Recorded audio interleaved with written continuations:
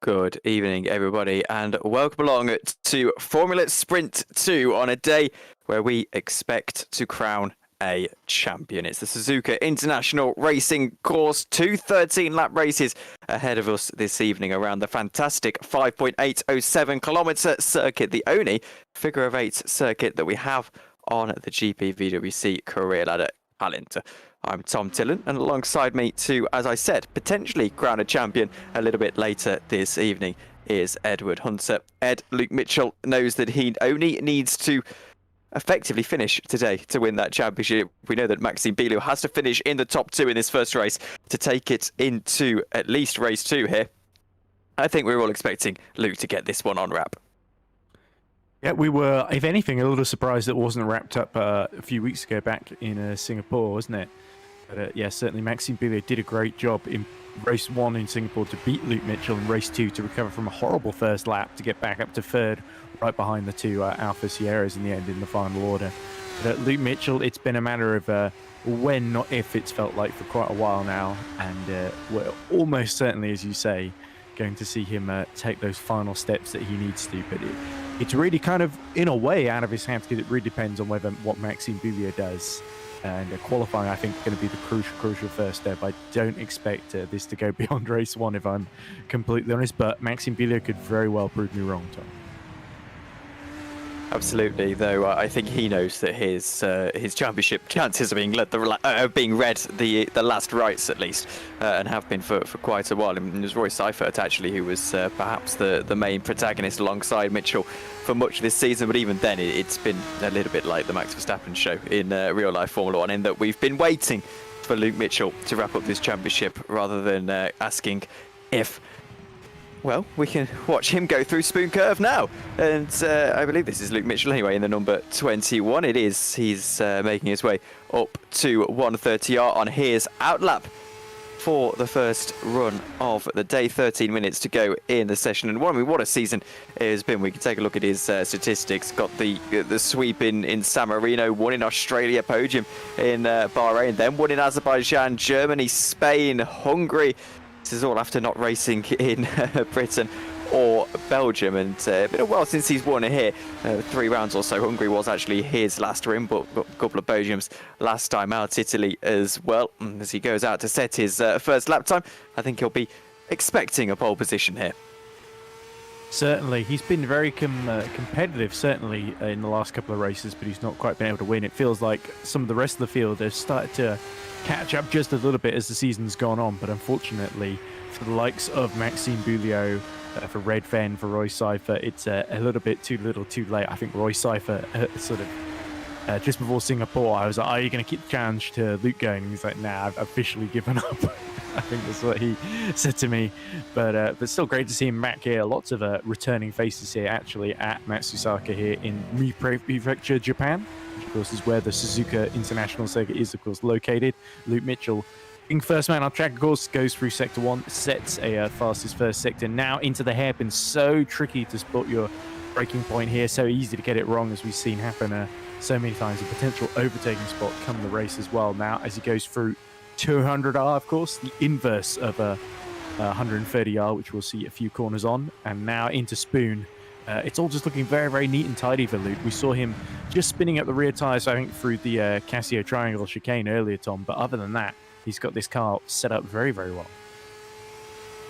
He has, and looking confident here. Some great champions in real life Formula 1 having been crowned in Suzuka. Obviously, Max Verstappen, the latest of them. You had, I believe, Nigel Mansell was crowned in Suzuka. Obviously, famously, Damon Hill was as well. I believe, with yes, Nigel Mansell, 92. It's Hill who was crowned here at Suzuka. But of course, Prost and Senna both crowned champion here as well. And Luke Mitchell, although not quite on the same stage, is going to set his first banker, and actually be 400ths of a second off of Maxime Bouliot, who again won't class himself as in this championship fight, but will really want to take it as far as he can. I mean, you never know if all of a sudden something happens to Luke's hardware or something, and it means that Maxime Bouliot can mathematically win the championship. All of a sudden, he starts to think about taking the fight here. However, right now, if it was to finish as they run in qualifying in this early stage, it wouldn't be quite enough. Here's Craig Patterson, wants to avoid that awkward bump as you go out into turn 16, or turn 18, I should say,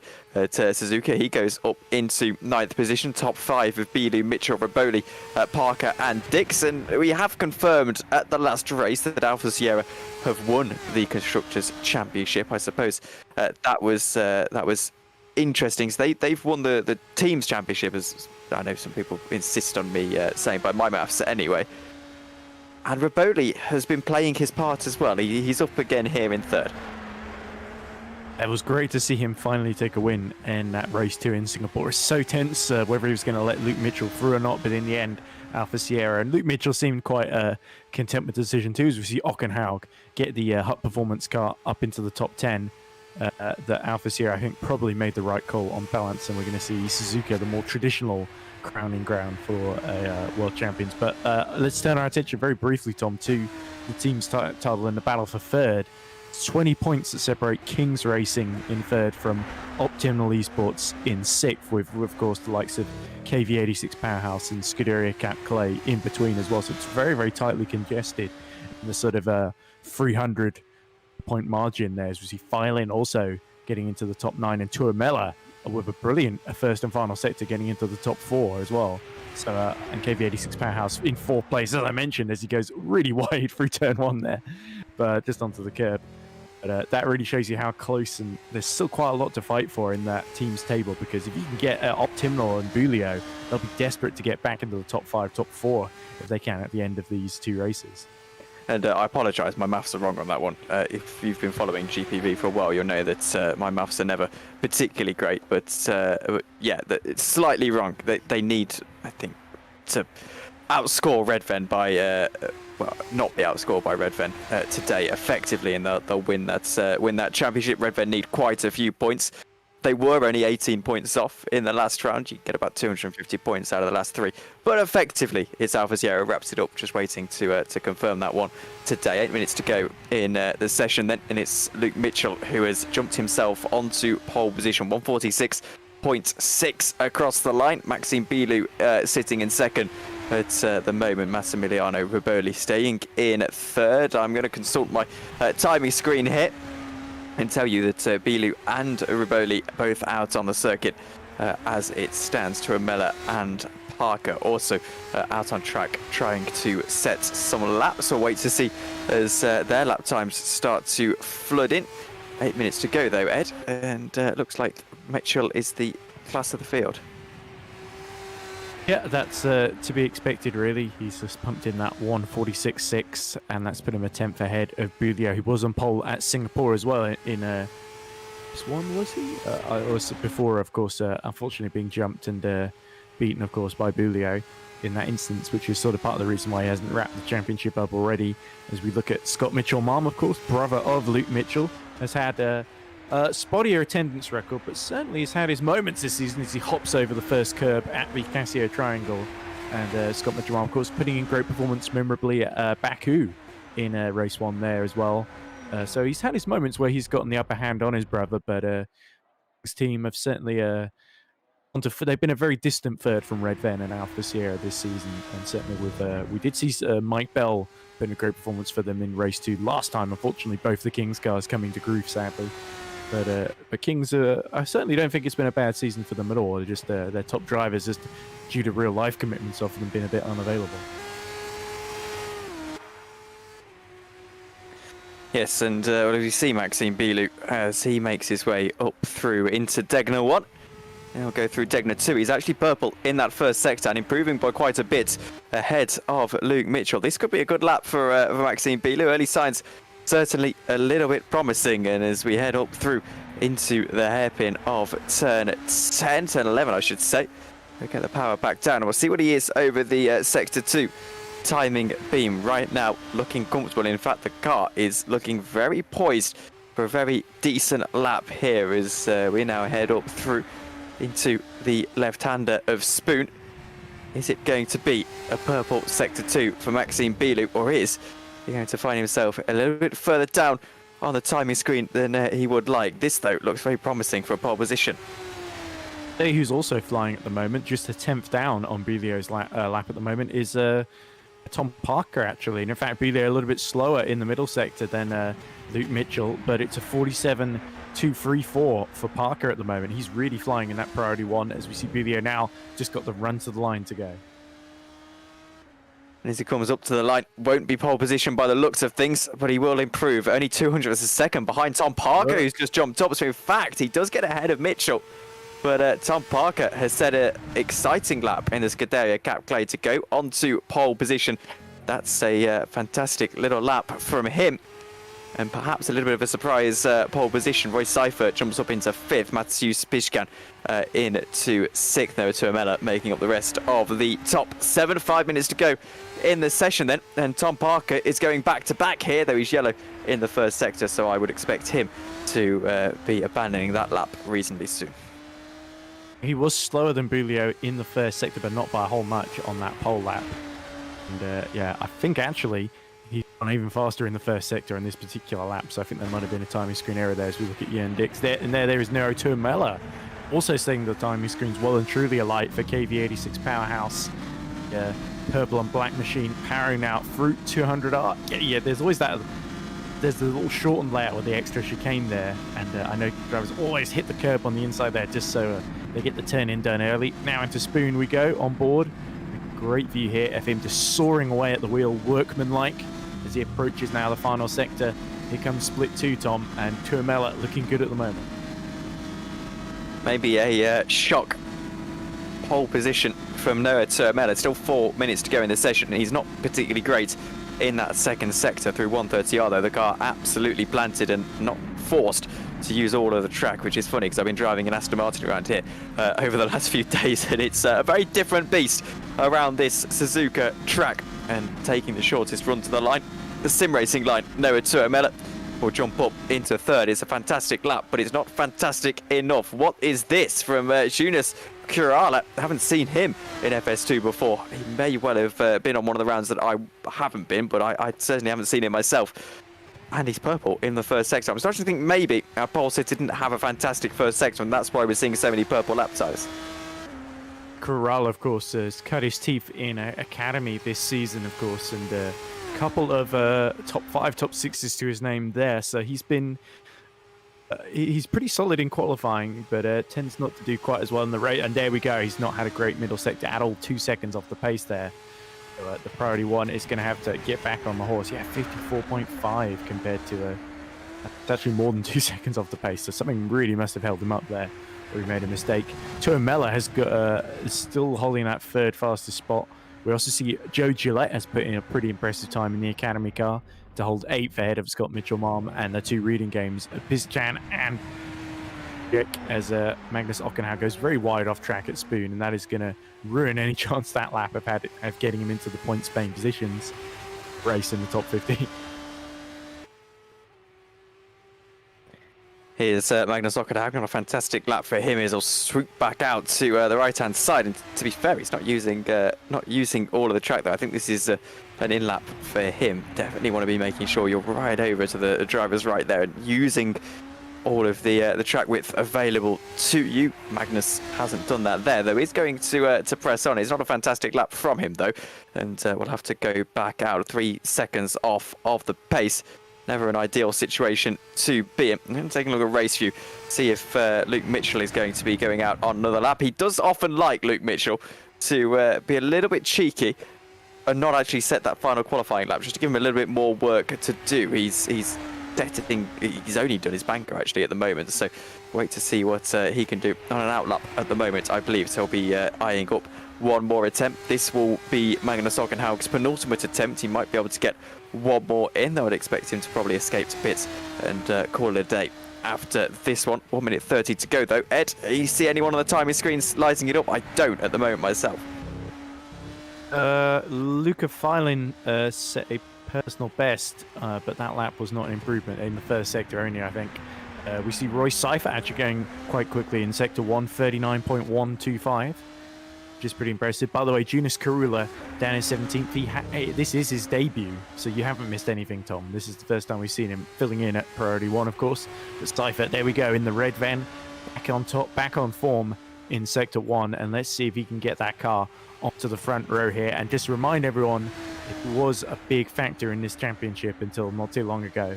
He can certainly end the season on high and help Red Van secure second, which will be a big deal for that team. And I'll tell you one thing for sure. I'm absolutely delighted that we haven't got any drop rounds or anything to consider in this one. I've been struggling with my my drop rounds recently in championships that have involved them. So happy to see that we can just have a straight fight for the points, and there's none of that nonsense going on. But Roy Seifert out of the final corner then. Let's see what he is able to do. And as I go back to consult my race view, I see that Roy Seifert has gone up to 6th. It's an improvement, but not a mighty improvement from the Dutchman. Here's Luke Mitchell then, and he's purple in at the first sector. Yep, so this has got to be the lap then for Luke Mitchell. Needs to make sure Bulio doesn't escape up the road from him, because if it finishes like this in race 1, then the championship's going to go into race 2, which is not what Luke Mitchell wants whatsoever. At least I believe it would be that way. I'm not sure if 4th and 2nd would be a big enough swing for Bulio. Figure out afterwards as we see a few more laps being completed. Jack Nichols gets in between the reading games, but Luke Mitchell now has just got to power towards the line as Pizkazan actually sets a purple first sector himself. Mitchell is flying, Tom, as we go into the final chicane. Well, we'll keep an eye on what Matthews can do, but we're also keeping an eye on Luke Mitchell, who is on a storming lap here in the dying embers of the qualifying session at Suzuka. Out of the final corner he comes, and Luke Mitchell should and will go to pole position by 1/10 of a second. If he hadn't got a hand already on the championship trophy, that's certainly a hand right now. But what can Matthews Pizcan do? He's purple in the first sector. I'm not expecting, to be honest with you, this second sector to be particularly impressive, but we'll see if he can prove me wrong as he heads up into 130R. He is actually right on the tail of Luke Mitchell, 0.04 of a second in between the two lap times. Can Matthews Pizcan get himself onto pole position? He attacks through the Casio triangle and now out of that final corner to try and get himself into pole position in the last possible opportunity. Matthews Pizcan won't do it, but he will go into second. That is a mighty lap from the Polish driver. Yeah, really channeling the Sebastian Vettel helmet there. You can see on the top of the bonds, as they would say in medieval parlance. Also, late improvement there from Jonas Karula to outqualify his teammate there. So excellent work from him, debutant, of course. That is quite impressive from Matheus Pishkan. And we do actually technically have 3 reading game drivers on the grid, because Joe Gillett, who's up in 11th position, has come on board as some kind of test driver role sort of thing. Haven't got an official title, but he drove for us quite a while ago. And one of my first endurance teammates, so we're helping him out with setups and things. Here's Jorn Dix trying to find an improvement at the last possible opportunity. This is an in-lap. Yeah, I think so too. He's really, really quite slow, and will probably stay out to take the checker flag, but not much more than that. No, he comes into the pits to call it a day. So there we go. We'll take you through your results in just a few moments' time. And indeed, I think they're going to build and come up here. Here we go then. Luke Mitchell starts on pole position. Matheus Pishkan joining him on row 1. Tom Parker and Massi Roboli on row 2. Roy Seifert and Maxime Bilou on row 3 with Noah Turamella and Jonas Corrala top 8. Craig Patterson and Joe Gillett actually jumping up into 10th position. Then it's Jorn Dix and Magnus Ockenhaug. They're slightly messed up again, these standings. Mitchell Marm and Jack Nichols behind him. Dan Hayek and Nick Kuiper round out what would be the points-paying positions. Then it's Maciej Sokolowski, Seva Panasenko, Florian Hassa and Luca Thylin. With Justin van der Swissen and Domenico Scarpelli, Scott Morris, Davide Zanini, Alex Folks, Philip Savensky and Victor Cabello, your top 25. Brandon Roberts, Joshua Dexter, Mahayo Vishentuvic, your 28. And by the looks of things as well, that is all that we have on the grid. We're going to go to a break during the warm-up session. We'll see you in about 10 minutes' time for race 1 here in FS2.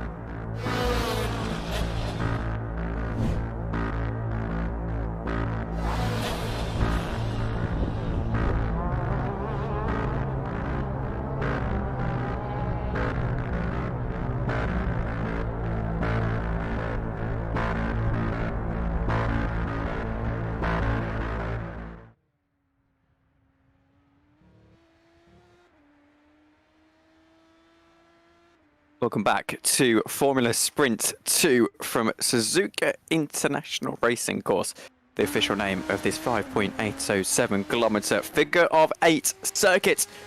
And well, Luke Mitchell is 13 laps away from what is a sure championship victory. We are sure. I'm Tom Dillon. Alongside me once again is Ed Hunter. Ed, welcome along. Luke Mitchell, fantastic season, and I think we all know he's going to wrap it up here. Well, one would certainly hope so if they were in Luke Mitchell's camp, that's for sure. And it is, of course, big privilege for me to potentially get to see two GPVWC champions crowned. It's on holiday, no less. Of course, Owen McGorgy, I was filling in for Toby Davis for Superlights when I saw him just about take the championship a few races early there. And I think Luke Mitchell is very much set to do the same in just a few short minutes' time. We're going to find out, I guess, Tom. It's pretty exciting. Yes, and well, it's been an interesting year. Luke dominating the championship, and with 2 rounds to go. If he hadn't have missed rounds, he would have seriously won it earlier than he is perhaps going to.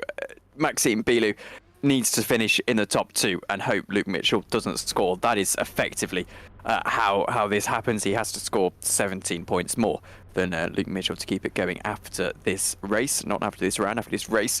And I don't think that's going to happen. I think we can be pretty sure of that. However, Mateusz Pichkan is on row 2, and whilst I'm very fond of Mateusz, of course, with him being one of my own, he has been known to race rather aggressively for race wins over the course of this season, and wouldn't surprise me if that happens again today, although I have told him specifically not to be too aggressive. Let's take a look at the grid then, once we can get the graphic all ready. And here we go. It's Luke Mitchell and Mateusz Pichkan on row 1, with Tom Parker and Massi Raboli making up row 2. And as we head into row 3, we see Roy Seifert and Maxime Bilou. Maxime needing to get up the order to try and put some pressure on Luke. Noah Tuamela and Johannes Kurala on row 4. Row 5 is made up of Craig Patterson and Jorn Dix. Redfern not doing greatest in terms of making sure that the constructors keeps going past this round. Joe Gillett and Magnus Ockenhaug are row 6. Row 7, Scott Mitchell-Marm and Jack Nichols, and All Kings Racing row 6. Dan Hayek starting just inside of the points, with Nick Kuiper alongside him on row 8. Then it's Mateusz Sokolowski on row 9 alongside Seva Panasenko, with Florian Haas and Luca Thylin on row 10, rounding out the rest of the top 20. Justin van der Smissen is on row 11 alongside Domenico Scarpelli. Scott Morris and Alex Folks are on row 12.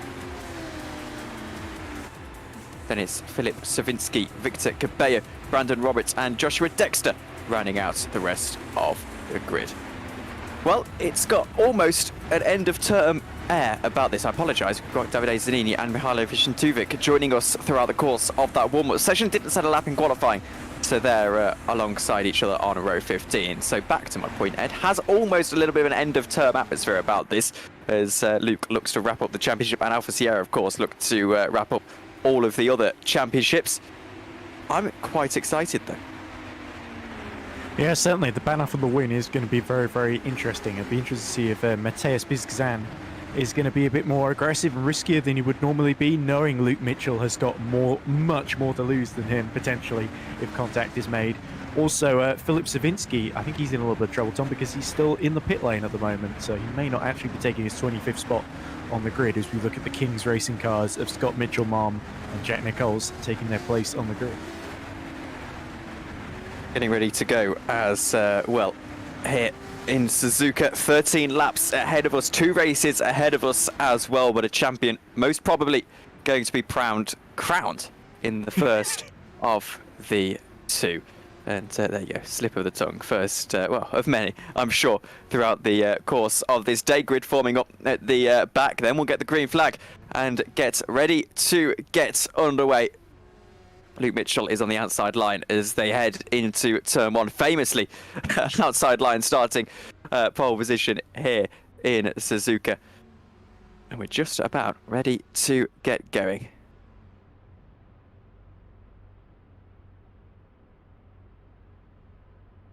It's a long hold. Wait. Yeah, it's a long hold. for the lights, which haven't actually, the sequence hasn't initialized just yet. So my dramatic effect is Here it comes. really wearing on. Here we go. 5 red lights at Suzuka. Championship decider, perhaps, and his lights out. And away we go. And it's a good start for Luke Mitchell as he goes down into turn 1. Matthews Pishkan not having the greatest of starts as along the outside. Into turn 1 goes Tom Parker. He's going to get himself into second position. Matthews tries to hold it. Now goes for the lead of the race. And Matthews Pishkan is going to get into the lead of the race. It's a fantastic exit out of what is technically turn 2, and Matthews Pishkan gets into the lead. Luke Mitchell, though, this is a fantastic scrap. He's going to go back around the outside as we go through the S's and up into Degner. Matthews Pishkan gets clear for the lead of the race the second time he has led out of turn 1 in the championship so far this season. The first time inside of race 1, as further back Roy Seifert trying to make up a position on Massimiliano Raboli. He's not quite able to do it through the Degner curves, but that is a fantastic first sector for Matthews Pishkan. He didn't make the greatest start, like you say, Tom, but he was able to, even though Tom Parker was on the outside alongside him, he was able to break late and just get through us. Here we go. This is getting all hectic into the hairpin there. And is that one of the optimal cars? That's not, that must be Ockenhoud being shuffled down by Jörn Dix and Craig Patterson then. But, yeah, he's dropped behind Roy Seifert and Noah Tuamela, who's also made a great start, down to 7th then. So it's not looking good for Maxime Boulier's chances of keeping that title fight alive. Looks like Savinski as well is a non-starter. He stayed in the pit lane throughout the course of this lap 1, so I don't expect him to be re-emerging. We've got a car in the grass in the background. I make that an Academy car. I believe that might be Joe Gillett, who's, in fact, it could be Joshua Dexter. Either way, the 2 Academy cars bookending this grid. We're on board with Nick Kuiper as Roy Seifert makes up a move for 6th position. Matthews Pishkan, though, is under pressure for the lead of the race. Luke Mitchell has stayed on him throughout the course of this first lap. That being said, it's a better exit from the reading game driver who's going to defend the inside here as we go into turn 1 and dictate the pace of pretty much the entire train. DRS closed at this stage in the race. However, Luke Mitchell has got all the straight line speed in that Alfa Sierra car and challenges into turn 1. Pishkan's later on the brakes, better on the brakes, and this is going to be interesting because from what I can see, it looks like Luke Mitchell's gone for straight line speed and Matthews Pishkan has gone for downforce. That is always something interesting that works at Suzuka because of the way that the track is. Theoretically, both are as fast as each other. It's just about where you can make the moves. Exactly, especially in these FS2 cars, the straight line speed can be an advantage in the race, but in qualifying, you really want the downforce through these corners to get the best lap time possible. Because fighting your way through at Suzuka being it's such a narrow track, isn't it? Originally designed, I believe, as a Honda test track and often used sometimes even for like motorcycle racing and stuff like that. It can be really, really difficult to overtake in places. Apart from, of course, this hairpin here is a good opportunity. We even saw Luke Mitchell making an attempt into turn 1 and Pizan just cutting him off around the outside there. So this is a real test for Mateus then and the reading game team. How well he can defend here because it doesn't get much more pressure. We did see him beat Luke Mitchell at Monza, but of course Mitchell was involved in... And he's out of DRS head. In race 2, yeah. And there we go. Luke Mitchell he's got back in. He's just gone back in, so he's really good at this sector course, which is mostly straight, to be fair, going into 130R. And here comes, I believe this is Jörn Dix trying to make a move, or is it Roy Seifert on Bouligan? It's Roy Seifert's on Maxime No, name tag Bilou. at the bottom, it's a bit tough for me to tell, Tom. Yes, but Pishkan's going defensive as we go through into the Casio Triangle. And Luke Mitchell will try and get the lead of the race back. He's made a mistake out of the Casio Triangle. Pishkan favouring that downforce, losing time in Sector 3 and has to defend aggressively once again despite him setting the fastest lap time of the race so far. Here's Mitchell then to the outside line he goes. Pishkan defending well at the moment, but will it be enough with the DRS in aid next lap? Luke Mitchell is out wide and almost spinning. He just about keeps hold of the car. I don't think there was contact between the two of them, but either way, Luke Mitchell falls outside of the podium places into 5th position. So Pishkan with another very aggressive, very controversial perhaps defence. I personally didn't see much wrong with that. However, Luke Mitchell was forced a little bit out wide.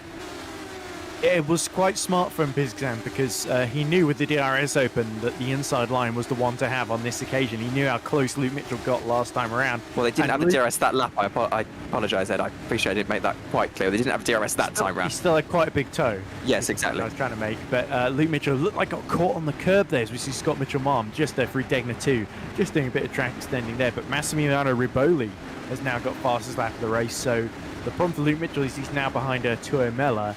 And potentially, if he's going to try and fight his way back through, he's got a bigger issue because Bulio now is only about 2.4 seconds behind him in the next car down the road. So Maxime Bulio suddenly sees might be just a chance if he can close back to within the DRS of Luke Mitchell. But I think at the moment it's a five-way fight between these guys you see on screen ahead of you, with Bizgazam leading Tom Parker at the moment. I think those two are going to start to battle, and Tom Parker looks very, very threatening indeed. He does, and he's going to try and attack Mateusz Piszkan here. He's through Sector 3 where that reading game car is sold. We're going to go 3 wide for the lead of the race into the Casio Triangle. Piszkan's on the inside. Oh, tear off is Rapoli. Going to fly into the wall on the outside. Now Parker is under pressure and they're going to get contact. They're caught in each other's wheel tracks as now Piszkan is going to get swallowed up with the help of that DRS Rapoli. He's going to fly off the racetrack. Piszkan trying to save a little bit of face here as he's going to fall out of the podium, perhaps even out of the top 5 as Luke Mitchell tries to attack him. But Mateusz Piszkan back down the inside is going to spin it. I think he hits Noah Turamella. About holds on to the car. Now Luke Mitchell looks to attack him, but Mateusz Piszkan loses out on the lead of the race. And that is frustrating. He's defending, I'll say possibly a little bit more aggressively than I specifically told him to before this race, Ed. Mateus knew he was going to be a sitting duck down that main straight with the DRS wide open for the 2 cars behind already. So Parker got through, and this is the previous lap with Luke Mitchell then. So Mitchell on the outside is almost good, but can't quite turn it on the apex he wants to because the reading game is still there. And then once he touches the curb, it understeers out wide. And he did well not to get stuck in the touch of gravel there, Tom, because that could have led to him going around and potentially throwing away a chance to seal this championship, which he's still on course to do. Well, here is what happened to Mathieu Rapoli, and Matthew's just moving in the braking zone a little bit there, I think. No, it is on. Because he was focused on Tom, wasn't he, Mateus? And then suddenly Rapoli's on the outside, and as the reading game tries to take the racing line, the Alfa Sierra is collected, and that's a big shame for Massimiliano. I don't think he did anything wrong there. No, and I think Matthew's just slightly moving in the in the braking zone, not quite seeing Rapoli. It's a weird sort of incident. But here goes Luke Mitchell in the background. He's going to get past Matthews into 130R. He holds it on the outside, though, ahead of Maxime Bilou.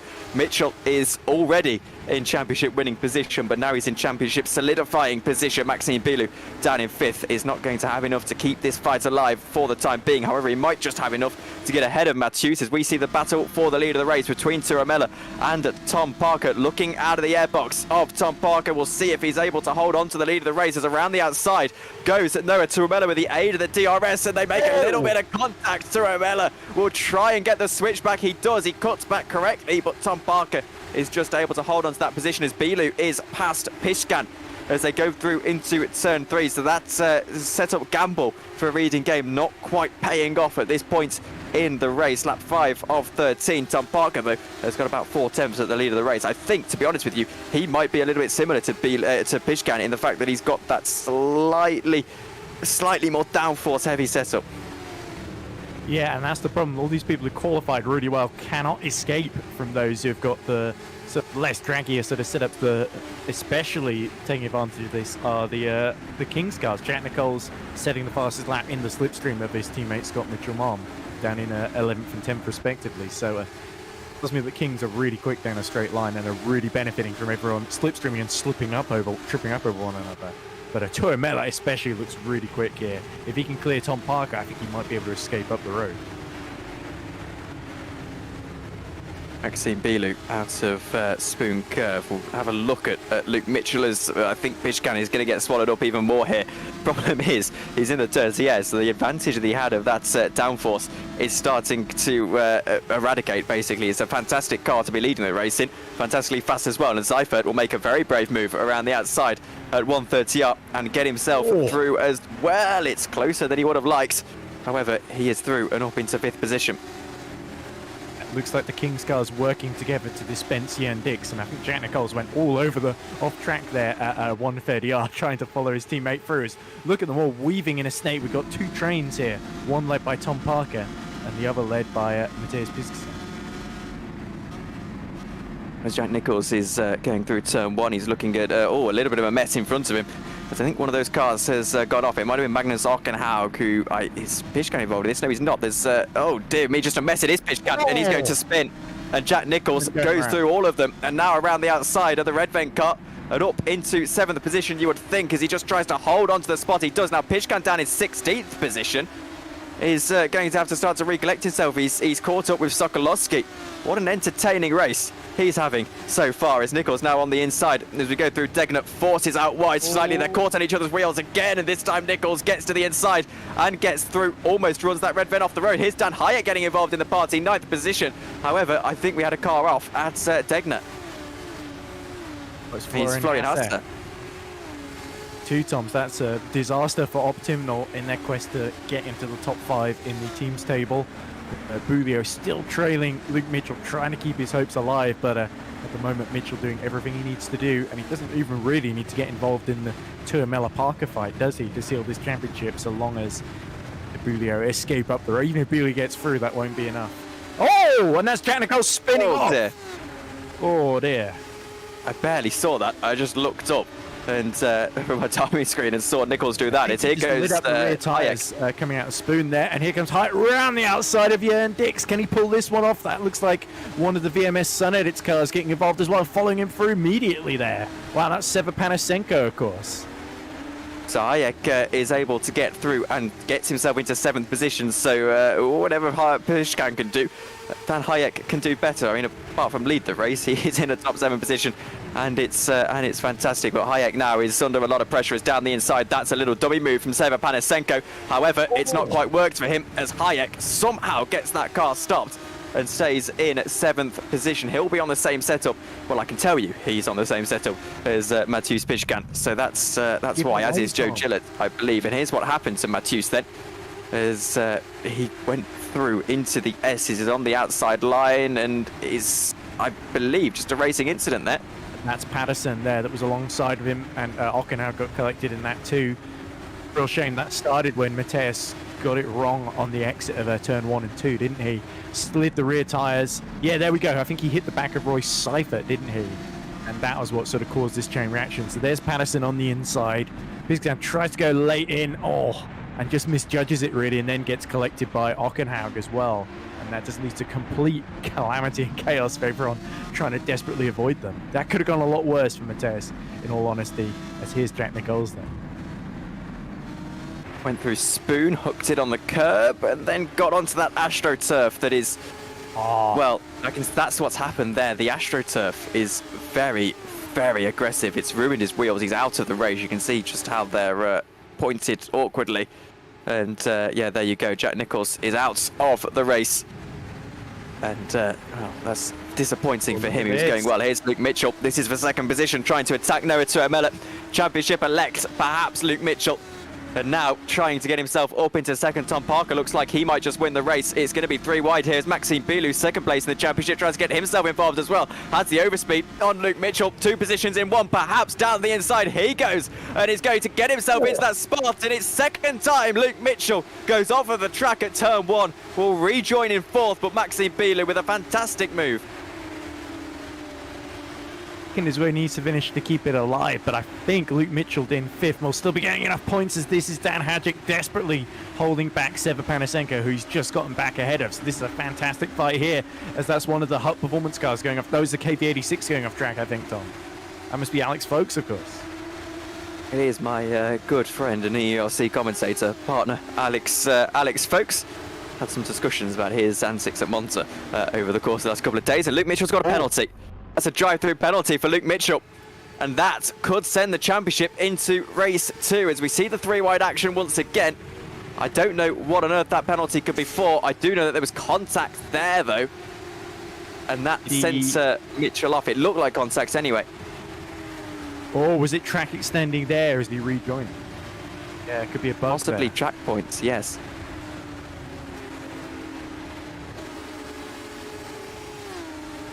Lap 8 of 13 then. We look at Royce Seifert. I still believe that even with that penalty, as Luke Mitchell will fall outside of the top 10, still believe he might just win this championship, especially if Maxime Bilou is passed by Noah Tuamela. If he's passed by Noah Tuamela, no matter what happens, he will be champion, Luke Mitchell. Yeah, so a reminder then, he needed, what was it, an 18-point swing, Bilou, didn't he? I think it was something like that. 17 points swing. Well, 18-point swing, yes, indeed, to keep it alive. So if he finishes 20, then he would need Luke Mitchell to finish 14th or worse, then not set fastest lap as well. And Luke Mitchell currently 5th. Doesn't look like he's coming in to serve that penalty, so he's probably going to contest it afterwards at this rate and then just seal the championship on the road at the very least. But wow, this has been pretty action-packed then with 4 laps left to go. And I think Tom Parker, having stayed out of trouble, being enough to currently run away with this one from Boulier, who's himself fought very, very hard to get up to P2. Actually, I have to say, despite having such a big disadvantage in terms of the points, Boulier has fought incredibly hard in these final few races, Tom, to keep things alive, and I think that's a big credit to the Frenchman and the Optimal team. Well, Luke has to serve this penalty. This is the problem. Otherwise, he'll get disqualified by the game. So he's not got a choice really. He'll have 5 laps. Vincent saying he could potentially. Oh dear, that's a dive bomb from Pilot. That's misadvised, I think, and it will gain him a position. However, that's not the greatest of moves to be making through there. A bit of a bump and pass. And, well, now I think there's going to be round 2 here with Seba Panasenko trying to get himself back around the outside as we go down into Spoon. Gets the spot. I think a little bit of Thailand letting him through there. Pishkan gets himself, who is in 11th position, trying to gun for 10th after potentially having a chance at winning this race. However, it's looking pretty good. Well, his tyres, I think, have gone off because he's just dropped off the back of Boulier, and potentially they're being closed in by Seifert now, who's only 1.7 behind, keeping Luke Mitchell at bay by 1.2 seconds. But yeah, Thailand really getting aggressive here on Sepa Panasenko. And yeah, I think very sensibly, as you say, Tom, getting out of the throttle and deciding to try again. I think the main straight here might be a better opportunity. There's now a battle as Dan Hayek is under pressure of Magnus Ockenhaug. Ockenhaug will go around the outside and get himself up into 7th position. The Hayek's strong defence could only hold firm for a set number of laps as we go into the last 4 of this one. Eventually is going to be a spot 4. That's that car. Here's Nick Kuiper looking for 14th position. Occupying 15th or 14th at the moment is Craig Patterson, and well, Kuiper not able to get through just yet. We've got a replay of something that happened further back. This is Luke Mitchell. This is the penalty, I believe. So what happened to give him that penalty? Oh, and I'm afraid to say that is a pretty open shut case. That is a penalty. So easy to do though, isn't it, Tom? Especially under so much pressure trying to seal this championship. And it'll be interesting to see what the stewards decide of that. Yeah, there you go. I think all 4 wheels off track. Nice there. Yeah, well, I think it's easy to do, but absolutely stonewall penalty right there. And I would expect him to come into the pits to get that served. If he doesn't come into the pits to get it served, I'm not too sure what the relevant time penalty would be if that drive-through is continuing. However, I think he will come into the pits, Luke Mitchell, to serve that penalty. As I don't really see, even if he has 5 laps to serve it, the game will just give him a black flag anyway if he crosses the line with an unserved penalty. But we'll wait and see. It's still there as Maxime Bilou trying to keep this championship alive, albeit in vain probably, as Mitchell continues out for another lap. Albeit all in vain, he is catching Tom Parker. So right now, Bilou is fighting on, assuming Luke Mitchell falls out of the top 15 with that penalty. Though given the fact that 21 seconds is the gap back to 15th position, he might just get a solitary point anyway, which could be enough. We'll wait and see. Here's Mathieu Pijkan. Hasn't got the pace, even under the DRS. You see there, the car ahead of him was pulling away. So Pijkan relying on the parts of the track where he hasn't got DRS. Nick Kuiper's lost a position. Jonas Kurala is battling for 17th. But yeah, Pijkan relying on the parts that haven't got DRS to try and get himself ahead. As we see Brandon Robert, he's getting a little bit busy with Davide Zanini for 20th. I think Luke Mitchell would drop out the points if he did that drive-through now. If it's about 20-21 seconds, that would drop him to about sort of Kerala Vincentovic sort of area. So that would be out of the top 15 then, into sort of 18th, 19th then. If you look at Seifert, who hasn't given up at all, he's on the back of Tuomela now looking to snatch a podium for Redven. And these 2 teams fighting each other tooth and nail in that team's table. So crucial here for Roy Seifert to prevail for Redven and also for Tuomela to hold him off. And well, we're also seeing if Mitchell does serve that penalty. Remember, the pit speed limit here, if I'm not mistaken, at least on normal Matsuzaka it is. I know this is a modded version of it. It's 100 kph, so he won't actually lose that much time. It should only be about 10 seconds as you come through the pits, so he should be okay if he is to serve it. It depends what that penalty actually is. I don't believe it would be anything more than a drive through. Roy Seifert out of the Casio triangle then for a podium position ahead of Noah Turmella, and then perhaps in the last 2 laps of this race to put some pressure on Maxime Bilou ahead. We'll have the help and the aid of DRS as we go down into turn 1, and we'll have the inside line as well to get ahead of Noah Turmella. Roy Seifert down the inside and into the position. So there goes Roy Seifert up into 3rd spot. A fantastic little move for him. And, well, he marches on in this one. Dan Hayek in comfortable 8th position at this stage. We've got a few DNFs in this race. Scarpelli, Dexter, Nichols, Van der Smissen, and it looks like Mathieu Pishkan is in a bit of trouble again. He holds on, and with 2 laps to go in this race, he's in reverse grid contention. Yes, he's doing the Tom Price line, sliding into every corner, I think, as the Welshman was famous for doing. Tess putting on a brilliant show for us and trying to get back into the top 10. But as for, is this Luke Mitchell? He's dropped behind Scott Mitchell, so has he made another mistake here? I wonder if he's trying to go for the final lap to pit, as we see Mattias having another look at the inside into taking the 2 and actually losing time as a result there. So certainly Mattias Pizan really just on the attack right now in every sense of the word. But I don't know what happened to Luke there. I think he must have had an off-track moment, Tom. Luke needs to finish in 13th in order to wrap up the championship as it stands, with Maxime Bilou up there in 2nd. That's assuming Bilou doesn't have the fastest lap of the race, which he doesn't. Parker is much faster than him. Here goes Pishkan down the inside. It's a late move into Spoon Curve and hacking away at the steering wheel. Gets the move. He perhaps is a bit aggressive on the exit, but gets the spots regardless. And now does a bit of aggressive weaving to try and hold on to it as we go out of Spoon and into 130R. Hayek is in a bit of trouble ahead into 9th position. He goes. Seva Panasenko back ahead though as we go through 130R. Pishkan really a sitting duck, as now here goes Sean Dix down the inside. He's going to try and find a spot, and indeed he does. So there you go. Pishkan just a little bit awkward, and well, eventually loses down on that spot. I believe as well Alpha Sierra are going to win the Constructors' Championship. As you see, Pishkan's got a bit of an issue, and Mitchell is into the pits. So where does he re-emerge is the question. If it's into 12th position, which I think it is, it will just about be enough for the championship on the final lap of the race. Luke Mitchell is going to be in position to win the championship at this stage as Pishkan's off the road. That puts him even more in position to win, luckily for him. So even if Craig Patterson had just jumped him there, then it wouldn't have been the end of the world for Luke Mitchell. But now he's just got to keep it on the island there, because we did see he made some sort of mistake.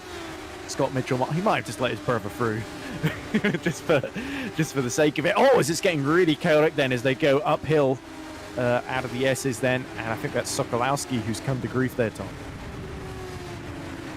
Potentially, as we'll sing Luke Mitchell to the line then as he heads through sector 2. Pishkan in even more bother. Out of the hairpin goes Jorn Dix. He's going to try and attack. I also want to keep one eye on where Tom Parker is, as he'll be making his way out of the final corner very soon, I believe, to take his win. And for a man who didn't actually have a full-time seat for a lot of this season, is definitely making a case for there to be room for him as we head into 2024. But Jorn Dix, one more chance to get himself into 9th position ahead of Seva Panasenko. Keep one eye on where Tom Parker is. He should be winning the race now, I believe. And here he goes out of the final corner. Tom Parker makes it a win in race 1 in Suzuka. A fantastic, hard-fought drive for him after not starting on the front row. Bilou finishes in 2nd position. Will it be enough? Luke Mitchell in position to take the championship. Just a few more corners to go. He's just behind Jorn Dix here. As out of the Casio triangle they go. We see Luke Mitchell emerging at the top of your picture. And as he rounds at the final corner, Luke Mitchell has done enough to claim himself as the 2023 Formula Sprint 2 champion. A fantastically dominant year for Luke Mitchell, and with just the 4-5 races to go, he's going to take the championship as we have a spinner in the background, and I believe it might be Mathieu Pishkan. It was, Tom, but wow, Luke Mitchell certainly didn't make it easy for himself with that mistake at Degna 1 especially. But yeah, Problem was that when he was in that fight for the lead, you could tell he really wanted to end things with a win. But Parker, Bulio, Seifert, Tuamel, they all just fought him tooth and nail and forced him to the outside, forced him to the dangerous line where he could potentially go off track there. And Luke Mitchell twice found himself just boxed and sort of in a vulnerable position there. But to his credit, he did recover it, kept it out of the wall, out of trouble. And the championship is his reward. So Bulio, I think, be a bit disheartened. I think he still had a great drive, only 1.2 off of Parker at the end, so he closed about 3 or 4 seconds. The gap was at one point, I think. So full credit to Maxime, but I think you got to say well done to Luke Mitchell for seeing that championship as he richly deserves it. And quite he does, as we see the results in just a few moments' time. Waiting to have them pop up. I love not being able to see anything from this point of view here in Suzuka. Tom Parker takes a fantastic victory in 13 laps. Maxime Bilou behind him, Roy Seifert making up the rest of your podium. No, Turkmala and Scott Mitchell-Marm, your top 5. Magnus Ockenhaug, Luca Thielen, Dan Hayek, Sever Panasenko and your Dix are the top 10. But the big story here in FS2 in 2023 is in 11th position is Luke Mitchell. 15-point swing for Maxime Bilou is not quite enough for him to be able to take this championship into at least the next race. Craig Patterson finishes in 12th, Alex Folkes in 13th, Nick Kuiper and Jonas Kerala round out reverse grid contention, and of course not only reverse grid contention but at the points, Maciej Pishkan finishing in 16th. Then it's Maciej Sokolowski, Victor Cabello, Mihailo Vishentuvic and Brandon Roberts at the top 20. I think you'll find a plethora of DNFs as well on this next page, as we see Davide Zanini finishing ahead of Massimiliano Riboli, Joe Gillett DNFing, Florid Hassa finished but quite a way down, Scott Morris, Domenico Scarpelli, Joshua Dexter, Jack Nichols and Justin van der Smissen all in the retirements column. And also in the retirements, we haven't got quite the last couple here, as we see the graphic again. So Justin van der Smissen and Filip Savinski, the last. Savinski not actually taking the start. So there we go. We are done here for race 1, at least here in FS2. We'll be back in about 5 minutes time ahead of race 2. But until then, we'll see you in a moment.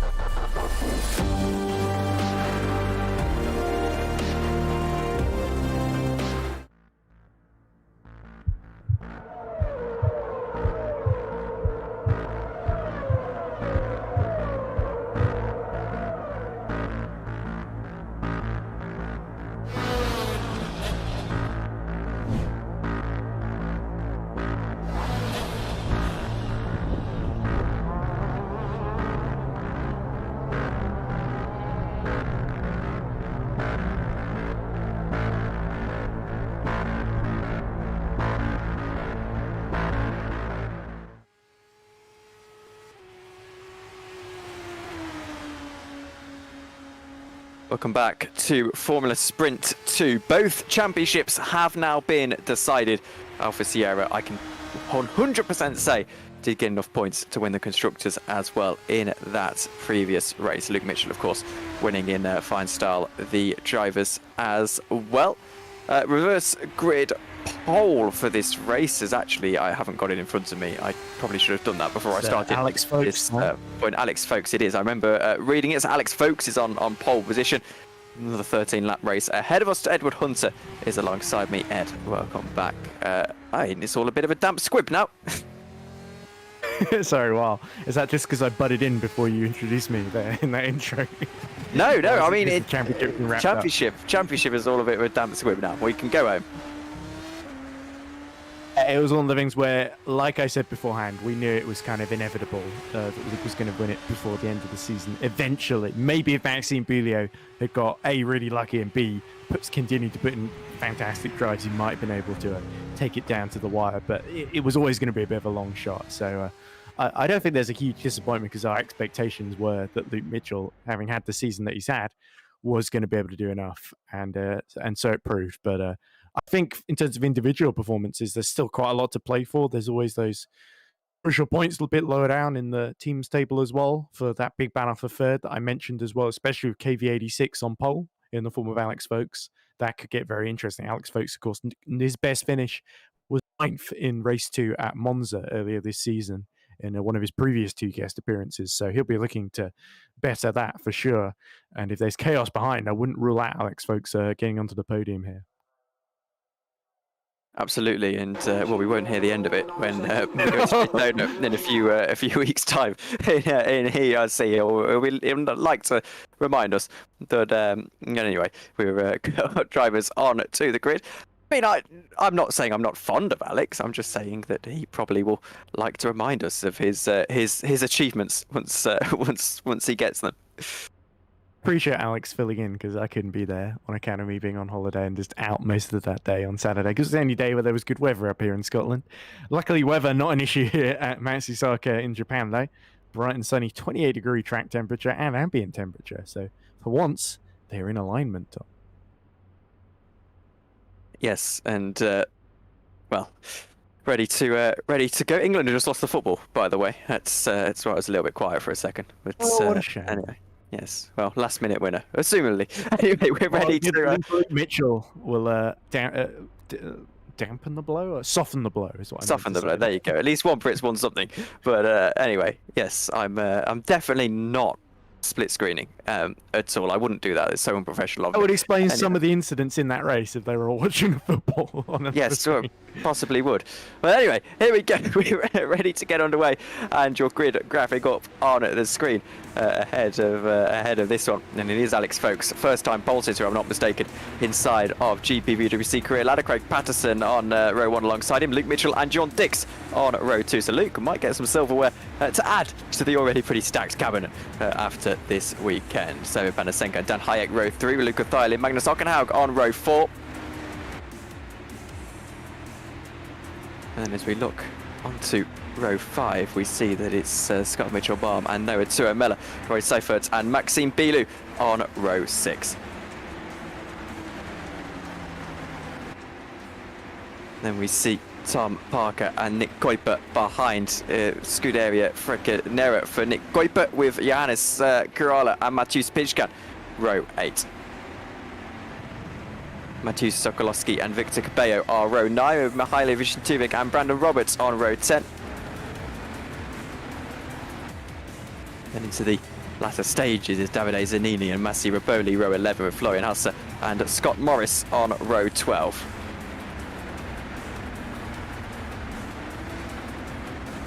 Joe Gillett is with Domenico Scarpelli on row 13 with the grid bookended by Philip Savinsky, who hopefully will make it out of the pits this time. Ed, I'm going Luke Mitchell winner here. I think starting in third, he's in prime position to do so with that pace in race 1, but perhaps you differ in opinion. I think I'm going to go with maybe Seva Panasenko. I think he actually had a pretty decent recovery in race 1. And it could make it, if there's chaos ahead, I think he might be able to make it through. I also wouldn't rule out Craig Patterson here if you can get ahead of Alex Folkes, pull away, and Folkes holds up Luke Mitchell. Those two, I think, are going to be the ones to watch. But really, I expect it to be chaotic once more. And also, let's have a keep our eyes on Dan Hadjek in the top 6. I think he usually goes pretty well in these race 2s, doesn't he? So I expect him to pick up a fair few points here. Music to my ears, I have to say, on that one. We're making our way round into the Casio Triangle, and the drivers will get gridded up and ready to go ahead of this race to 13 more laps. A reminder, I know we like to go through our calendar, but Abu Dhabi and Brazil, the next 2 rounds here of FS2 as we get to the end of the season. Even if both championships have been decided, still a little bit to play for at the lower stages of the order. Kings Racing is getting very close together for that top 3, of course. We're keeping an eye on that throughout the course of this season. And top 3 undecided as well inside of the drivers too. Well, the drivers themselves are on the grid and ready to get going. Hopefully they aren't held quite as long this time as they were last time, but it looks like we're ready to get going here for race 2 at Suzuka in FS2. It's 5 red lights. And lights out, and away we go. And it's a good start from Alex Folkes, who moves over immediately to cover the inside as they go into turn 1. Craig Patterson pretty content with staying behind him as they go through that corner. I think they're mindful of the threat that Luke Mitchell poses behind as a rather subdued race start. Patterson now finally trying to attack Alex Folkes as we go through into turn 3. Folkes holds on to it. Luke Mitchell under pressure from, I believe that's Roy Seifert for third. Luke holds on to it as Jon Dix, I apologise, is now. Here goes Dan Hayek around the outside trying to make up a spot himself. He does exactly that. And, well, that's helpful for him. The Kings Racing car now going alongside. This will be Scott Mitchell-Marm, who's forced out a little bit wide there and off onto the grass. And there's contact, and that might end nasty. Round goes Mitchell-Marm. Keeps it off of the racetrack, though, and that will stop any major drama happening as they go through the Degners. But Scott Mitchell-Marm, his race unravels immediately. Yeah, that was really unfortunate there. I think it might have been Tuamela that just forced him a little bit out wide as he was coming up the hill there through what's that corner called again, Tom? Out of the S's. It's got a great name, and Dunlop, isn't it? Yeah, it's Dunlop after the tyre company. But yeah, once he was forced out there, it was really difficult to recover, and indeed he spun round doing so, almost trying to avoid rejoining back onto the track and just causing a side-on, blocking the track in front of high up the grid when that happened, of course. I think it was sensible driving in a bad situation by Scott Mitchell-Marm. But now Patterson has got Alex Folkes in his sight and is looking to get the priority 1 into P1, Tom. However, it's not quite in P1 just yet. DRS still disabled as we're still on the first lap of this race. Yellow flags in Sector 3. It looks like Roy Seifert fell down the order a little bit. It's not Roy Seifert, though. It's someone else who's come a cropper. Here goes Patterson, though, to the outside line as they go through down into turn 1. He's got a lot of straight line speed over Alex Folkes and should lead the race here. Folkes is holding on to it, though, and it's a brave defence on the inside line to keep Alex Folkes in position to win his first race of the year. Early stages, though. The encouraging thing is that these guys seem to be dropping Luke Mitchell a little bit, who is stuck in third. I believe Florian Hasse was the one we saw dropping down the order yet again, and he's gone into the pit lane. That's really bad news for Optimnal, and it's gonna have to rely on Bulio down in 12th to score their points once more, so that puts them at a bit of a disadvantage once again in their battle in the team's table. But KV86 holding on from priority 1 with all the Folkes and Patterson, but Mitchell, now that he's held Dix at bay, is looking to really power through here if he can get the jump on Patterson. So Patterson, you saw Folkes doing exactly what we saw Piskazan do on the first lap of race 1 as well, just diving back up the inside at turn 1. So when DRS opens, that's got to be Craig Patterson's best chance. You would expect so, as Alex Folkes gaining just about 3/10 of a second on that second place runner at the moment. However, it's perhaps not going to be enough, as we know these two have got a bit of a difference in setup. As I want to go down to the chat as well for a moment, as we see a few people talking. Hello David, hello Patty, people like that down there in the YouTube chat. Well, thank you for popping along here on this Tuesday night. Craig Patterson then has a chance into the Casio Triangle. Will maybe dive to the inside line, can't quite find that spot. However, it's going to be a better exit for Patterson as they round the final corner, turn 18 here at Suzuka. And once again, Alex Folkes is forced to defend the inside line, much like Matthews in the previous race. The race leader says the fastest lap of the race, however, finds himself under fire, and it's immense fire as Alex Folkes will try and do exactly what he did the previous lap, and does it as well. Luke Mitchell getting involved in this scrap, but it's Alex Folkes who, for a second lap running, is going to hold on to the spot. He won't be encouraged, though, by the fact that DRS has just been enabled. Yeah, but every lap that Folkes is able to keep Patterson behind is going to be bad news for Priority Run and Craig Patterson, because it just backs them into Mitchell, Panasenko, Jan Dix, Luca Filin. As long as that pack is right behind them, then if he again gets forced wide at turn 1, then potentially he could suffer the same fate that Luke Mitchell suffered occasions in race 1, where he just got stuck on the curb and went wide. Craig Patterson did really well to avoid that, actually, and just about leave enough space for Alex Folkes on the inside as well. Up the inside goes, yeah. Will get himself into 4th position, as well as Panasenko caught napping a little bit, had to take the outside. As Navy Jordan says, as soon as Craig attacks, Luke will get him as well. We'll wait and see. Luke a second down from the leader at the moment, but will have DRS. It's a bit of a DRS train. Alex Folkes, maybe in Carlos Sainz style, would be best served here, creating that DRS change, because it will help Craig Patterson as well. Saw that actually in Formula 1 at the weekend. This is a mighty DRS train, though, and it's headed by Sava Panasenko, who I think is just about to lose DRS to Jorn Dix. We see side-by-side action further behind. That is Noah Tuamela trying to attack Dan Hayek as we go through into 130R. Both really game drivers complaining about the setup and how much wing is on it, and this might be point in case here as we see further ahead Thylin looking for 5th position ahead of Sava Panasenko. Panasenko moves to defend. However, it's not going to be enough as we open up the DRS. There might be a change to the lead as well, with Craig Patterson trying to attack Alex Folkes as we go down into turn 1. That battle will continue. Folkes, I think, will hold on to it, and he does this time a little bit more comfortably than before. Thylin on the inside line, the Hook Performance car on the outside, trying to just about get ahead of him. Luca Thylin is going to try and cover it off. He won't cover it off. Dan Hayek looking to stalk this battle and pick up the pieces of it. But at the end of the day, it actually stays as it is, with Panasenko in 5th. As thank you to remind me this in YouTube chats, looks like Scott Morris has fallen down the order. He's not quite out of the race. However, he is quite far down the order. That being said, Craig Patterson has got himself into the lead of the race.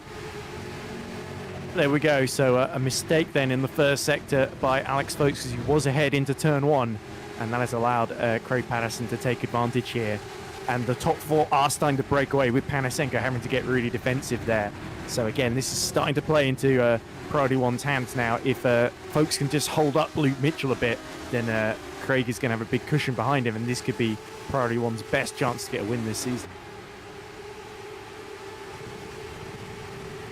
Indeed, his best chance as we go through Spoon Curve once again. We see Luca Thylin now trying to attack. I think now Alex Folkes got to turn his attention behind, and maybe these two just got to work together, because Luke Mitchell is prowling, and I mean, realistically, he's done his work this evening, even if he only finished in 11th position in that last race. And if it wasn't confirmed, Maxime Bilou not in the equation at the moment, not even in the top 15. I know he is, he's in 11th position at the moment, but he's not quite doing his job to at least save a little bit of face here. Alex Folkes out of the final corner. We'll see what that car has got with the DRS, if it's going to be enough to try and attack for the lead of the race once again. And in fact, it looks like Alex Folkes has got enough with the DRS to try and attack into turn 1. He'll go to the inside line. We forced onto the grass. That's not the line, Alex.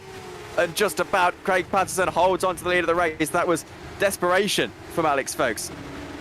Yeah, I think Alex would have been better served sticking to the outside line there, at least where there was more space. Going up the inside, that's really asking for trouble there as Brandon Robert arrives sideways into turn 1 there. So he's lost a few positions. He was ahead of Matthias Piskazan not too long ago. Now he's back behind.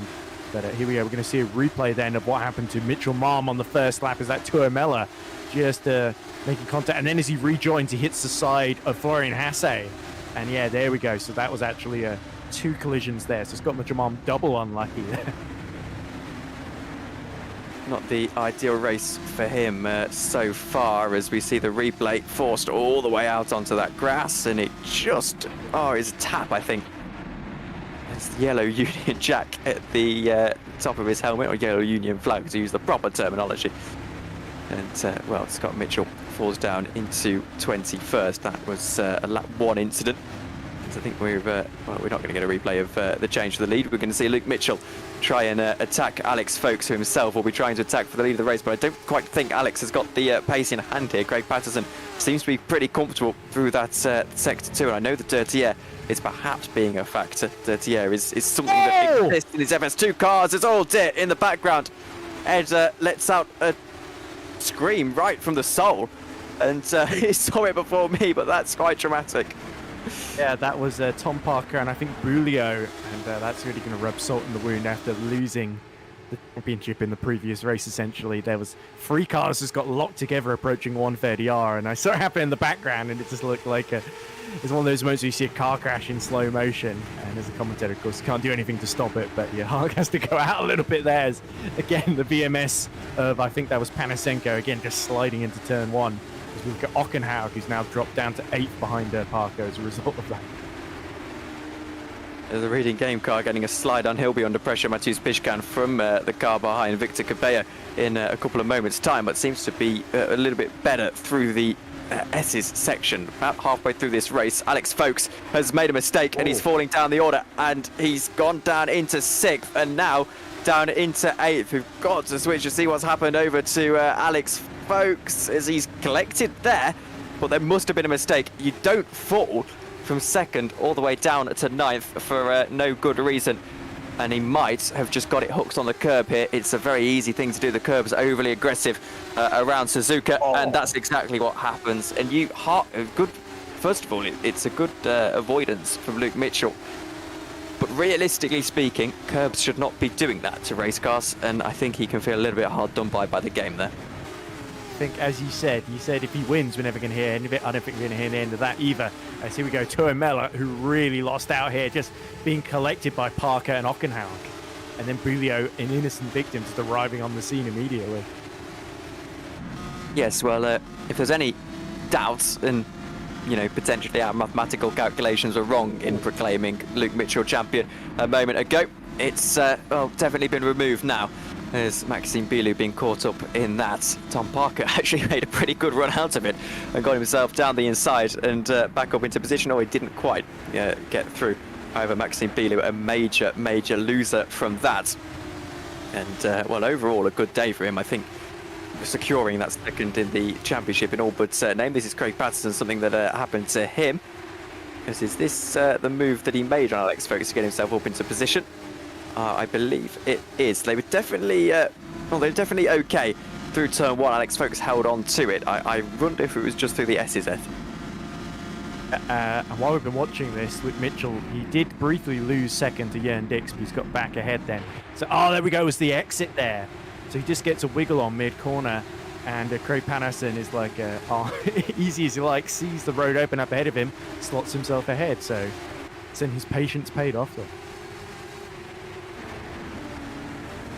As we switch back on lap 7 of 13 of this race to see Craig Patterson leading by 1.6 seconds. I have to cross-reference with the standings, but I'm certain almost that this is his first win of the season, and it will be his only 2nd podium of the season, as a matter of fact, for Craig Patterson. So what a drive for him after 3 DNFs in the first 2 rounds of the season. He finds himself now in position to potentially take a victory. 2 seconds is a gap to Luke Mitchell behind. And that's probably been my only one criticism here, Ed, of Luke in the last season, as we see Luca Thylin now catching up to Jørn Dix to try and make a move for a podium spot. Will he get to the inside into the Casio triangle? It doesn't look like he'll be able to.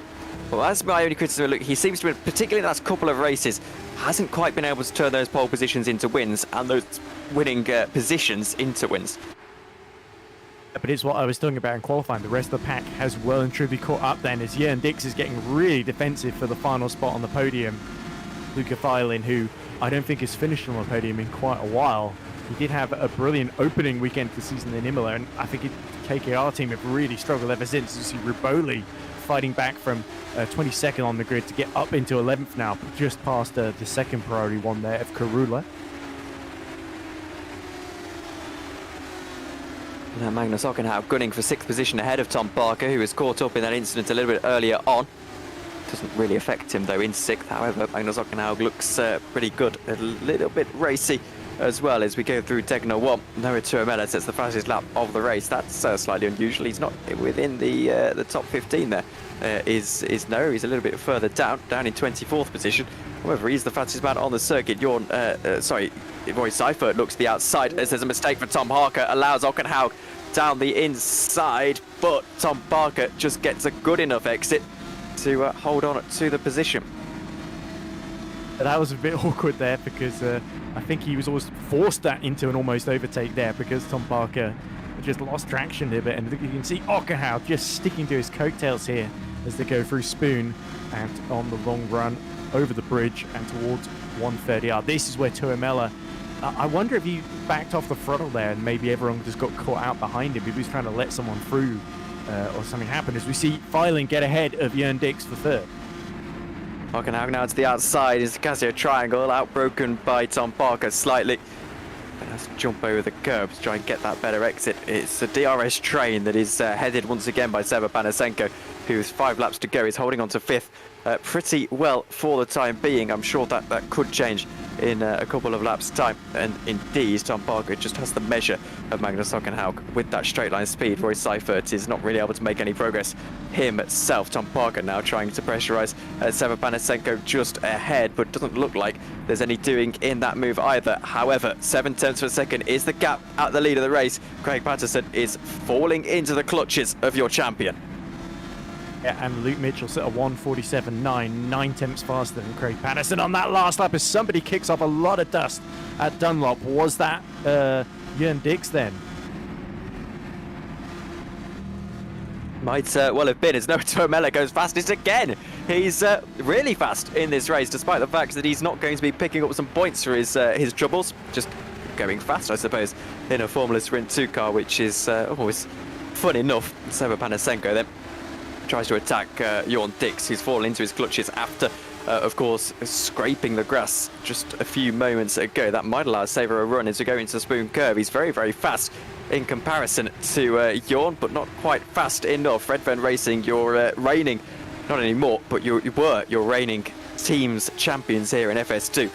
Obviously now it's last year's second place finishers, Alpha Sierra, who take the victory here this year, and Jörn Dix now just trying to get himself a few podiums and wins towards the end of the season. Not materialising here though, now under pressure for that 5th spot. Seba Panasenko gets a fantastic run and into the Casio triangle, gets ahead, is ahead before the apex, gets it collected up, runs a little bit deep into the corner, but eventually gets the exit, and Panasenko is into 4th position. Is he going to be under pressure though as we go down into turn 1? As you see Mitchell just 5 tenths away from Craig Patterson with 4 laps to go. Panasenko now defends for 4th position. It's Jörn Dix on the outside line. Tom Parker involved as well. There's contact and it ends disastrously. Parker goes through into 4th position, but Panasenko and Jörn Dix collect each other. Panasenko falls out to the top 10.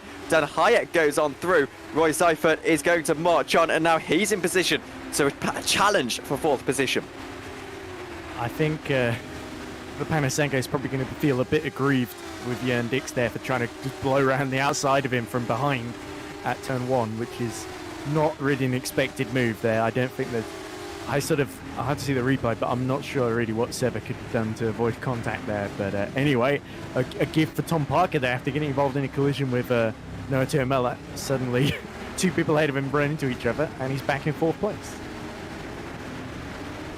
Indeed, and well, as we wait for the dying embers of this race, I'm still a little bit cautious to call this race victory for Craig Patterson, because Luke Mitchell is catching at a rate of knots, up 1 spot. Both of our top 2 off of the start. 4 spots for Dillon. Tom Parker up a massive 9 spots.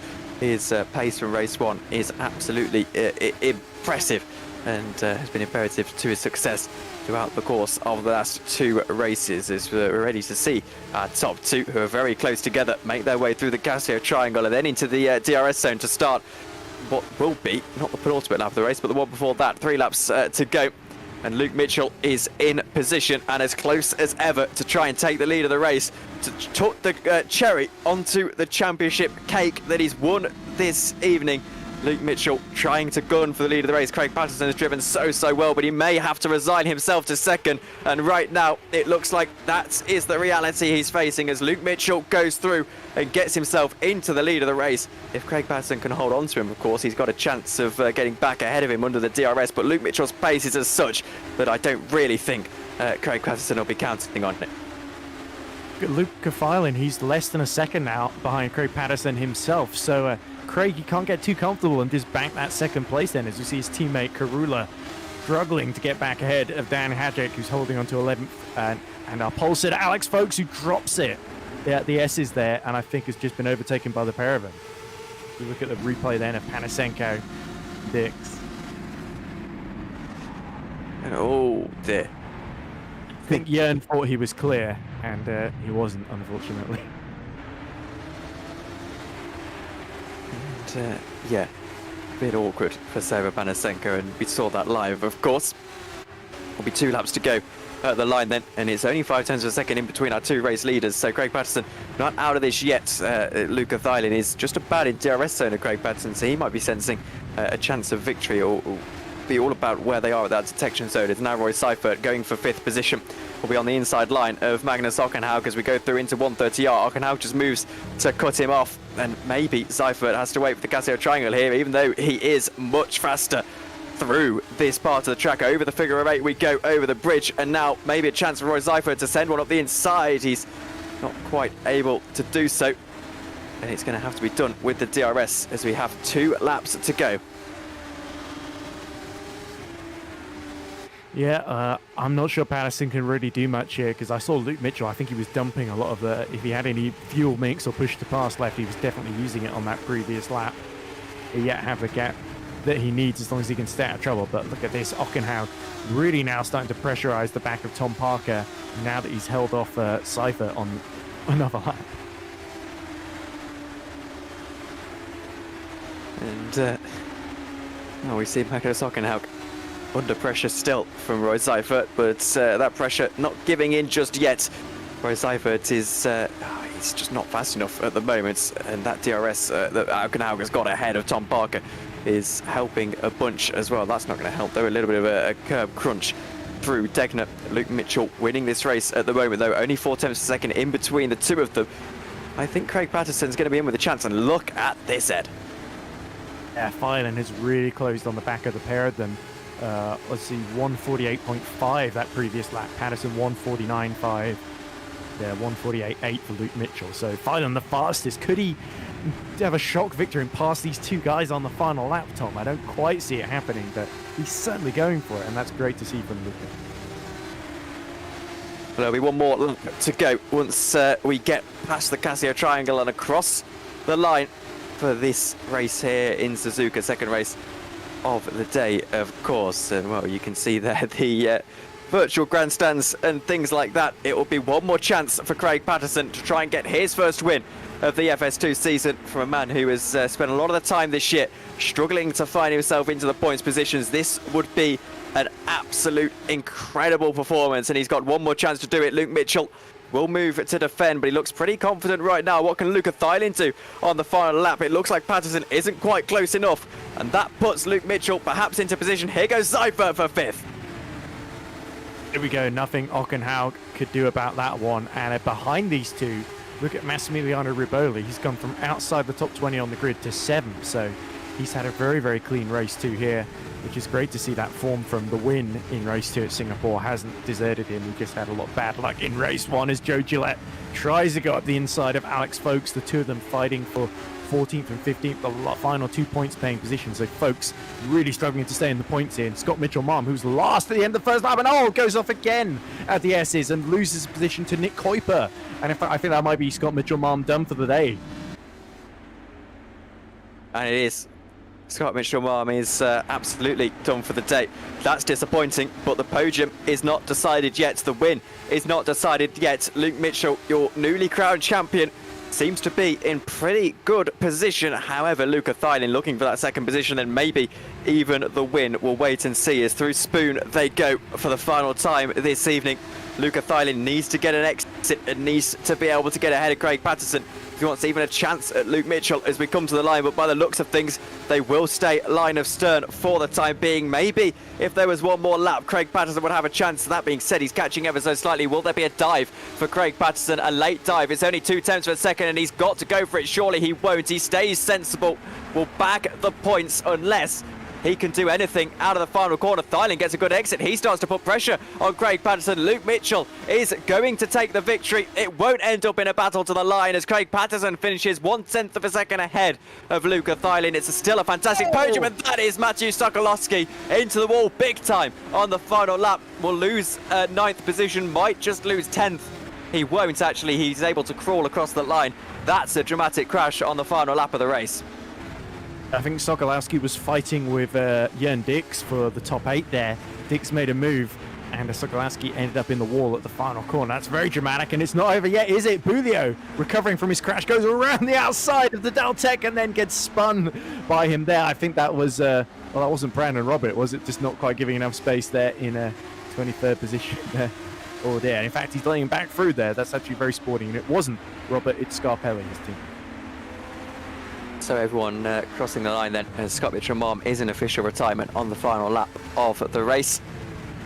That's a very productive round of FS2 here in Suzuka, crowning 2 champions at the end of the day. We'll take you through your results, then get a couple of interviews, as my word, that wasn't meant to happen. That's a total reading game car, and Maxime Bilou, yeah, a bit of a dance. We've got a replay of it. Oh no, we don't. Not at this stage. We will get the results to you in a moment. And I'll ask you, King's car is finishing that race, by the way. So that's really bad for them. They were 3rd in the team's table. So that's a very good everyone point. Behind is closing in. And, well, once we get the results up, I will ask Ed if you could do the honours. Thing, Tom, as we just look at the Alpha Sierras running in formation, and why shouldn't they, because they had a brilliant race 2 there, and they've won both championships. There we go, confirmation then. Luke Mitchell takes the checker flag first for Alpha Sierra, his 9th win of the season in FS2 on his championship winning campaign, ahead of Craig Patterson, who takes his best finish, Priority 1's 3rd P2 of the season after David Yunt banked 2 in Baku and Germany respectively. The Alpha Sierras doing donuts now at Spoon in the background. It looks like Scott Morris joining in as well. Luca Filin takes 3rd for KKR after a really late charge there to try and get 2nd off of Patterson. Parker gets 4th for Scuderia Cap Clay after winning race 1 ahead of Roy Seifert. Magnus Ockenhaug in 6th for Hut Performance ahead of Massimiliano Riboli, who started 22nd on the grid, gets the 7th. Jörn Dix, who just takes 8th on the final lap, ahead of Dan Hajek and Mateusz Sokolowski, who ended the race in the wall but recovered from the top 10. 11 is Seva Panasenko, race that promised quite a lot for Seva and didn't quite go his way in the end. Jonas Karula finishes 12th in the 2nd of the P1s, just ahead of Mateusz Bizgazan. Joe Gillette finishes 14th in the Academy car, just ahead of Alex Folks, our pole setter. He just holds on to 15th ahead of Nick Cooper. Then it is Davide Zanini, Philip Zavinsky, who does start the race and finishes 18th this time, ahead of the 2 RNGs of Victor Cabello, and Scott Morris. Now, our final finishers, Noah Toimella, who was involved in that collision earlier on, ahead of Brandon Robert, Florian Hasse, ahead of his teammate Maxime Bulio, who also lost his front wing earlier on. Then our final finisher, Domenico Scarpelli, and only 2 DNFs on this occasion in the form of Scott Mitchell-Marmy, retired on the final lap, and Mihailo Vincentovic, retired early on. Well, there we go then. And first of all, we can get a chat with your race 1 winner. It's Abu Dhabi, 10th of October.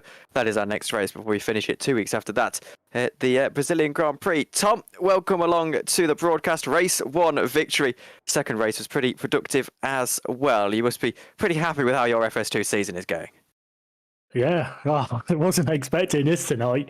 Unbelievable. I don't really like Suzuka at the best of times, so to come away with a win, 3rd in quality and a 4th, yeah. Not bad for a stand-in. Yes, and well, I mean, you've been pretty good so far this season.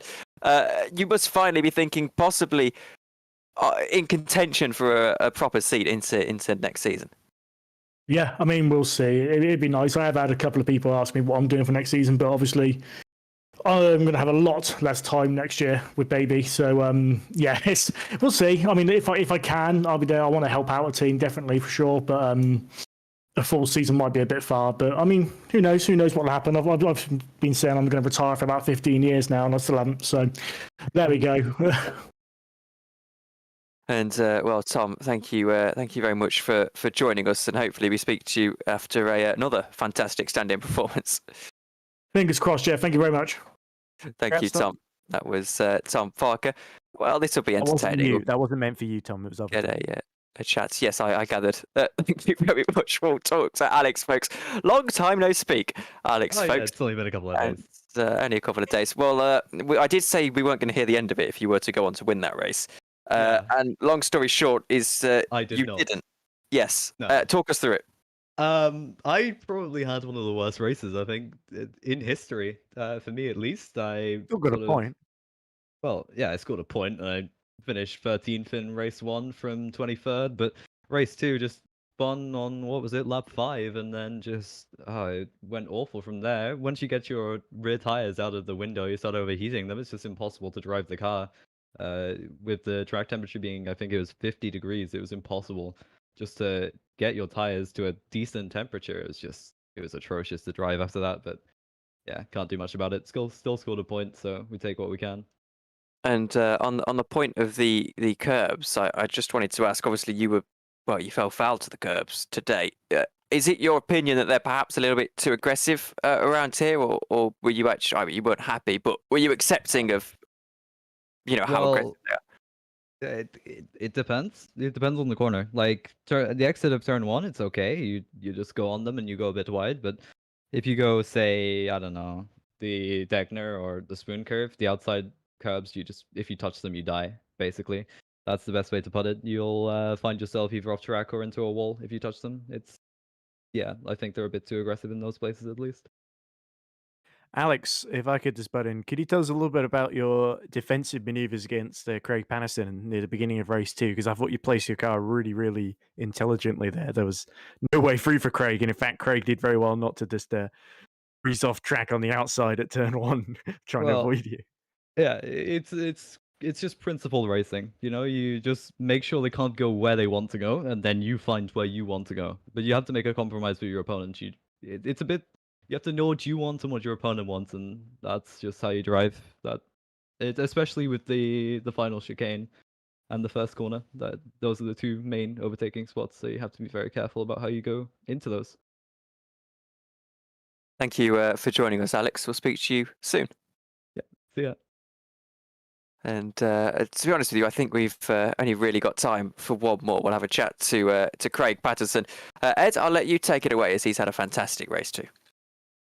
So we're now joined by Priority One's driver Craig Patterson, who of course finished in the points in race 1 and a P2, his best finish of the season in race 2. Craig. So Craig, mixed feelings, I imagine, because that race 2 there was a big opportunity there, and after getting past Alex Folks, who we just talked to, I imagine must feel a little frustrated that you got pipped. Of course, the best, the world champion, the newly crowned world champion, Luke Mitchell, but at the same time, you must feel that you got everything you could out of that race.